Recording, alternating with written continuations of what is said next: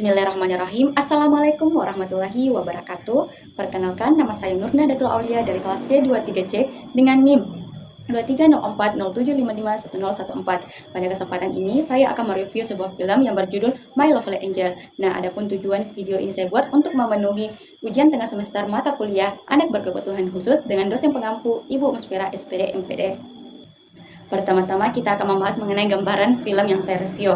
Nah, film Lovely Angel itu merupakan film yang mengisahkan tentang hidup seorang pria yang bernama Jessic, di mana pria ini hidup sendiri yang merupakan agen CEO yang sedang mengalami masalah keuangan.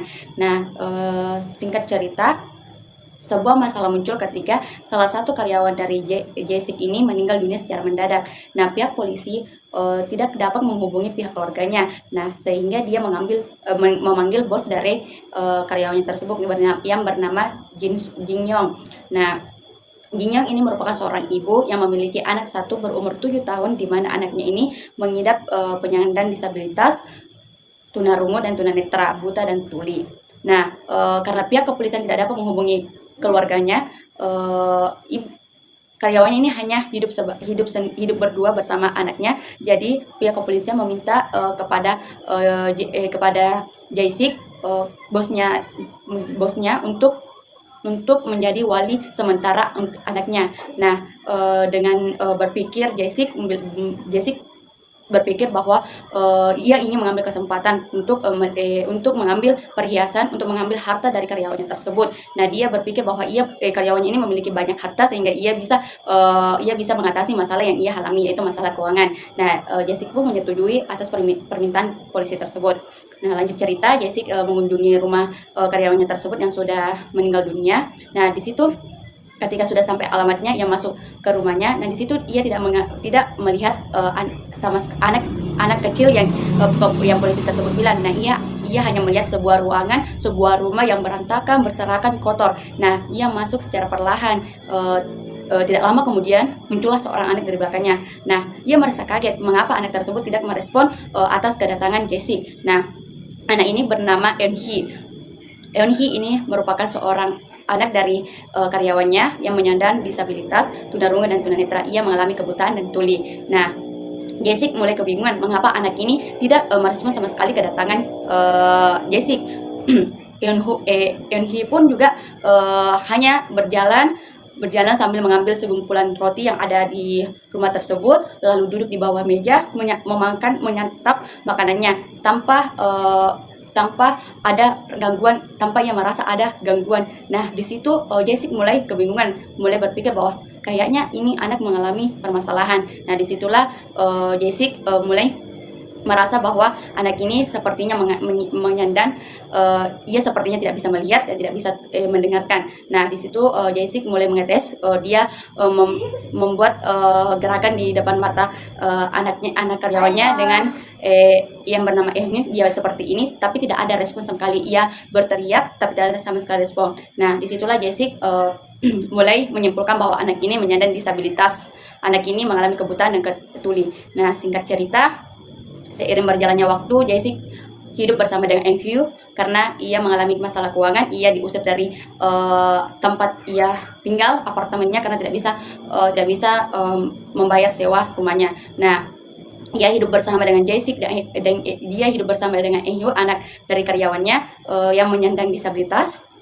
Di situ Jessic pertama-tama mulai merasa kebingungan, mulai merasa emosi menghadapi anak yang tidak bisa merespon sama sekali. Akan tapi seiring berjalan waktu, Jessic mulai membuka komunikasi. Eun-hee pun juga mulai merasakan kehadiran Jessic. Dengan cara apa? Ia mulai menggenggam, mulai membuat gerakan menyentuh tangannya, lalu membuat gerakan di tangannya untuk membentuk seperti huruf, sehingga anak tersebut, Eun-hee, mulai menyadari kehadiran Jessic, di mana kehadiran Jessic itu membuatnya dia nyaman. Nah, singkat cerita, di mana Jessic ini yang awalnya adalah seorang lelaki yang tertutup, yang sangat egoisme, yang sangat tidak bisa merespon keadaan luar, tapi dengan kehadiran Eun-hee, anak dari karyawannya tersebut, ia bisa dapat merubahnya. Di mana awalnya Eun-hee itu dianggap sebagai beban, tapi lama-kelamaan Eun-hee itu bisa membawa perubahan kepada Jessic yang jauh lebih baik. Selanjutnya mengenai pembelajaran yang dapat kita ambil dari film yang telah direview. Nah, adapun pembelajaran yang dapat kita ambil dari film My Lovely Angel, di mana film ini memberikan kita pelajaran untuk selalu mensyukuri atas apa yang telah ditakdirkan kepada kita. Seperti halnya dengan kisah Eun-hee, anak dari karyawan Jae-sik, di mana anak tersebut menyandang disabilitas tunarungu dan tunanetra, tidak dapat melihat dan tidak dapat mendengarkan, tapi ia tetap selalu menjalani hidupnya dengan penuh semangat tanpa menyerah. Nah, dari kisah tersebut kita diberi pelajaran untuk selalu mensyukuri. Dengan kita hidup normal seperti ini, kita harus mensyukuri, jangan selalu membanding-bandingkan diri kita kepada orang lain, karena masih ada anak yang ingin menjadi seperti kita, tapi dia diberi takdir kepada Allah, kepada Yang Maha Kuasa, untuk hidup seperti untuk menjalani hidupnya dalam keadaan berkebutuhan khusus. Nah, selanjutnya pelajaran yang dapat kita ambil yaitu di mana kita harus berimpati kepada anak yang penyandang disabilitas, seperti halnya dengan Jae-sik, di mana ia dengan perjuangannya yang sangat luar biasa mencari cara untuk dapat berkomunikasi kepada kepada Eun-hee yang penyandang disabilitas tunarungu dan tunanetra. Dia berusaha, dia menghargai bahwa dengan keberadaan anak ini, dia tidak, dengan keberadaan anak yang penyandang disabilitas tidak membuat dia menjadi sengsara, bahkan membuat dia menjadi jauh lebih baik. Nah, dari situ kita dapat mengambil pelajaran teman-teman bahwa anak berkebutuhan khusus itu, atau yang mengalami disabilitas tersebut tidak sama sekali bukan pembawa musibah, akan tetapi terdapat jalan yang telah ditentukan oleh Allah sehingga ia dilahirkan seperti itu.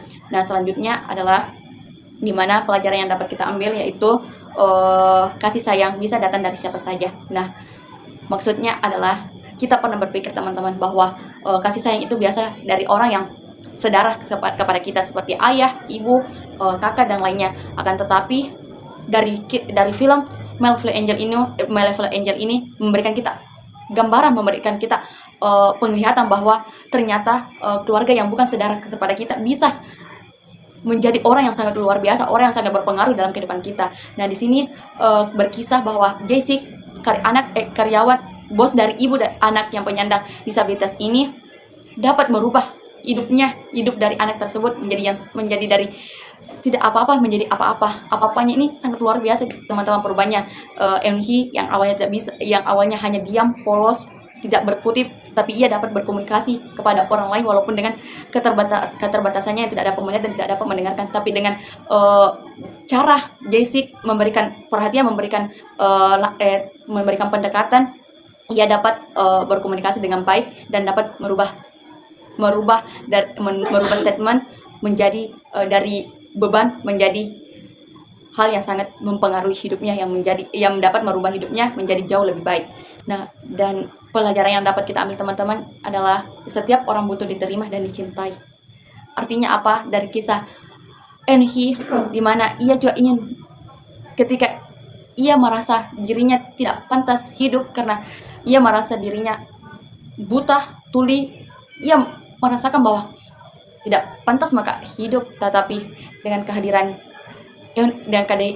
Jae-sik, ia dapat merubah statement tersebut, merubah pola pikirnya bahwa ia dicintai hebat oleh seseorang yang ada di sekitarnya, ia diterima hebat dengan orang sekitarnya. Dengan seperti itu teman-teman, setiap orang pasti ingin diterima dan dicintai. Anak disabilitas yang mempunyai keterbatasan, yang mempunyai intelektual jauh dari kita yang normal, dia juga pasti ingin merasakan kehangatan, ingin merasa dicintai, ingin merasa diterima. Nah, dengan kehadiran Jae-sik, Eun-hee merasakan hal tersebut. Nah, pelajaran yang dapat kita ambil teman-teman, ketika terdapat teman-teman kita yang mengalami hal seperti itu, kita jangan menghindari, kita jangan mempojokkan, akan tetapi bukalah diri kita, mari kita berbaur sama dia, jangan judge dia, jangan rendahkan dia, tapi ajak berkomunikasi agar ia dapat merasakan artinya dihargai, diterima, dan dicintai.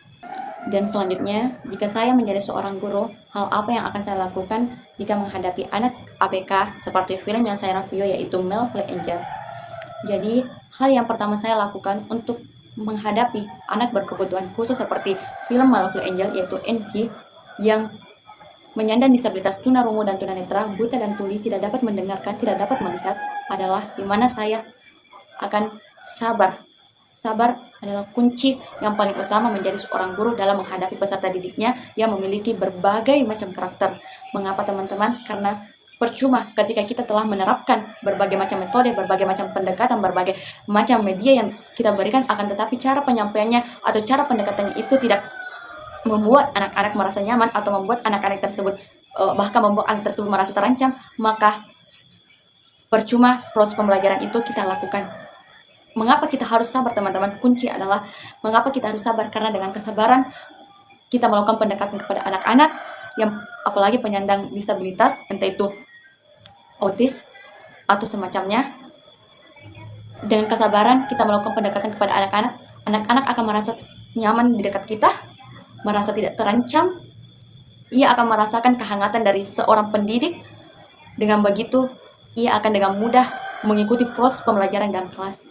Nah, setelah itu langkah selanjutnya adalah di mana saya akan berkomunikasi kepada kedua orang tuanya atau orang tua dari siswa tersebut jika memiliki anak berkebutuhan khusus yang tuli dan buta seperti kisah Enhi, di mana saya akan melakukan observasi kepada kedua orang tuanya atau orang tuanya bagaimana cara atau bagaimana model pembelajaran yang disukai oleh siswa tersebut yang penyandang disabilitas. Apakah dengan cara bermain ia dapat mudah memahami, atau dengan cara gerakan ia dapat membuat ia dapat mengekspresikan sesuatu yang ia rasakan atau semacamnya. Nah, setelah berkomunikasi kepada kedua orang tua, saya akan dalam proses pembelajaran ketika terdapat sebuah pembelajaran, ketika terdapat pembelajaran yang sulit yang ia pahami, saya akan menggunakan bantuan dengan touch delay, di mana diraba dengan menggunakan tangan, seperti hanya kalau misalnya ia belajar mengenai buah-buahan. Nah, kita dapat membawa misalnya pisang. Nah, kita dapat memberikan pisang tersebut kepada anak penyandang disabilitas tunarungu dan tunanetra untuk merabanya sampai ia mengetahui bilang, oh ternyata ini ada pisang. Nah, dengan seperti itu, ketika dia sudah berhasil menebak bahwa ini adalah pisang, maka kita dapat berpikir bahwa dalam proses pembelajaran dalam proses pembelajaran tersebut ia dapat memahami apa yang telah kita jelaskan. Nah, tapi teman-teman, step by step itu harus kita lalui, tidak harus simsalabim jadi, tapi kita harus melakukan pendekatan, kita harus sabar menghadapinya, tidak boleh emosional, kita harus memberikan pendekatan yang jauh lebih